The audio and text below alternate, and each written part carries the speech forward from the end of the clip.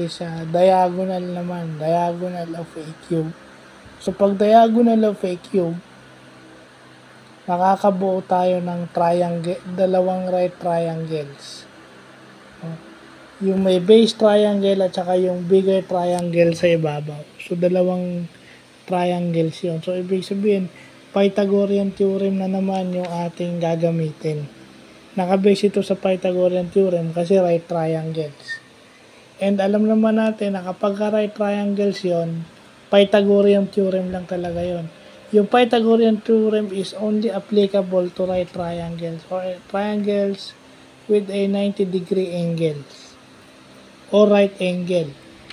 Triangle na may right angle is right triangle. So yun. Basically, yun lang yun, square root of 3. Diba? Kung 30 by 60 or 45 by 45. Kasi ano yun usually 30 by 60 yung yung small triangle. Yun ang pinag-base dun yung 30 by 60 triangle. So, yung square root of 3. No? Yung mas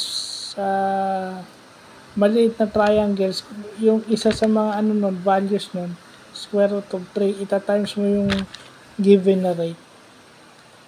Kasi dalawang triangle yung mabubuo mo dun sa diagonal. May 45 by 45 and 30 by 60. So, bumalik sa akin yung nag-aaral ako, bakit pinapamemorize ni Sir Randy yung ni Sir Randy Solis yung special triangles, no? Yun yung solving yung angle without using calculators.